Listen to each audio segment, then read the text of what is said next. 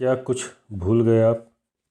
हम आसानी से वस्तुएं भूल जाते हैं और जब उम्र बढ़ने लगती है तो मुलाकातें, सामाजिक समारोह जैसे जन्मदिन या शादी की वर्षगांठ आदि बिल्कुल याद नहीं रहते। हमें यह तक याद नहीं रहता कि हमने अलमारी, तिजोरी या कार की चाबियां कहाँ रख दी। लेकिन हमें यह ज़रूर पता लगाना चाहिए कि याददाश्त में कभी कमी की वजह बुढ़ापा है या फिर हम इस हालात को बदलने के लिए कुछ कर सकते हैं।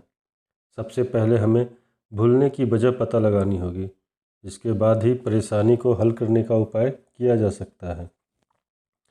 हम सब एक ऐसे दौर में जी रहे हैं जहां ज़िंदगी की ज़रूरतों से बहुत तनाव पैदा होता है और याददाश्त पर बुरा असर पड़ता है। जब कई अलग अलग विचार आपके दिमाग में घूम रहे हो तो किसी एक विषय पर केंद्रित कर पाना कठिन हो जाता है। इसके अलावा गुस्सा, घबराहट और डर भी हमारी तार्किक शक्ति पर असर डालते हैं और ऐसे हालात में तर्क शक्ति पर ही सबसे बुरा असर पड़ता है। यदि ऑफिस में कुछ बुरा हो जाए या बॉस की डांट पड़ जाए तो लोग अपने काम पर ध्यान देने के बजाय उन्हीं बातों में उलझे रहते हैं। नतीजतन एकाग्रता में कमी और भूलने की आदत पैदा होती है। इसके लिए कुछ उपयोगी सुझाव पेश है। आपको अपने नज़रिए और जीवन शैली में बदलाव लाना होगा। हमेशा शांत रहना सीखें। आपका नज़रिया एकदम साफ होना चाहिए। जीवन की आपाधापी व तनाव को झेलने के लिए गहरी सांसें लें। यह सौदा महंगा नहीं है। तनाव में रक्तचाप और उत्तेजना बढ़ती है। गहरी सांस लेने में थोड़ी मेहनत तो लगती है, लेकिन सक्रिय जीवन जीने में आसानी हो जाती है। एकाग्रता का ध्यान से गहरा नाता है। उम्र के शुरुआती दौर में ही इस आदत को अपनाना चाहिए। इसे तब तक लगातार करते रहें जब तक यह एक आदत न बन जाए। अगर आपने यह रवैया न अपनाया तो आपको याद नहीं रहेगा कि आपसे क्या कहा गया था। शुरुआत से ही वस्तुओं पर केंद्रित रहना सीखें, वरना भटकाव जिंदगी का एक हिस्सा बन जाएगा। हो सकता है कि हमें पिछले हफ्ते के अखबार के हेडलाइन या रात्रि भोजन का स्थान याद न रहे, लेकिन मित्रों से पहली मुलाकात, पहला प्यार और हनीमून मनाने का स्थान कोई नहीं भूलता। इसका मतलब यह हुआ कि हमारी याददाश्त उन बातों पर केंद्रित रहती है जो हमें अच्छी लगती है। वह दिनचर्या से जुड़ी बातें भूल जाती है। कभी कभी हम जिसे याद नहीं रखना चाहते उसे भूल जाते हैं। कुछ अप्रिय घटनाओं या व्यक्तियों को भूलने में हमें देर नहीं लगती। इसके लिए तरीका यही है कि सभी अच्छी चीज़ों को याद रखें, चीज़ों को एक दूसरे से जोड़ें ताकि वे भूलने न पाए। वास्तव में पेट या दांत का दर्द भूलेगा नहीं और आप डॉक्टर के पास जरूर जाएंगे। जो भी कार्य करें उसे आनंदमय माने। संबंधित वस्तुओं को एक दूसरे से जोड़कर भी याद रखा जा सकता है। शॉर्ट नोटिस पर चीज़ों को याद रखने के लिए एसोसिएशन मेथड उपयोगी है।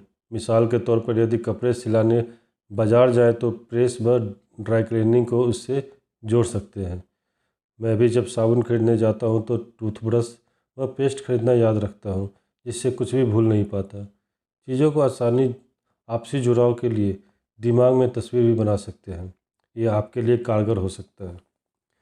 वैसे चटपटी और हैरान कर देने वाली चीज़ों को याद रखना आसान होता है।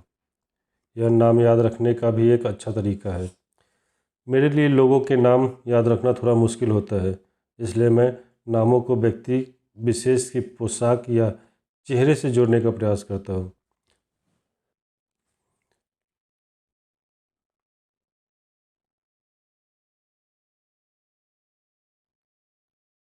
जैसे कि मैं किसी विशेष व्यक्ति की विशेषताओं या पोशाक के रंग के अनुसार किसी पक्षी के नाम से जोड़ देता हूँ। इससे मुझे वह सब याद रहता है जिसे संभवतः मैं भूल जाता। पंजाब में एक जाति है जिसे कक्कर कहते हैं और एक जाति है जिसे गिद्दर कहते हैं। मुर्गे व गीदड़ शब्द की याद दिलाने वाले इस नामों को मैं कभी नहीं भूल सकता। हालांकि कुछ लोगों ने अपने नामों में बदलाव करने करके उन्हें कक्कर व गिरधर बना दिया है, पर मैं उन्हें याद रखने के लिए यही तरीका इस्तेमाल करता हूँ। हमें अपनी याददाश्त में सुधार करने के लिए कल्पना का प्रयोग करना चाहिए। लंबे समय तक दोहराने से यह हमारी आदत में शुमार हो जाएगा और हम कोई नियोजन किए बिना इसे प्रयोग कर पाएंगे। एक बार लोधी गार्डन में घूमते समय मुझे याद आया कि मैं अपनी कार की चाबियां कहीं भूल आया हूँ। मैंने अपने आप को केंद्रित करके यह जानने का प्रयास किया कि आखिरी समय में मेरे हाथ में चाबियां कहाँ व कब थी, और थोड़ी ही देर में मैंने उन्हें पा लिया। मानसिक एकाग्रता नाम व चेहरे में जुड़ाव तथा अनजानी वस्तुओं को परिचय के दायरे में बांधकर ही याददाश्त को सुधार सकते हैं।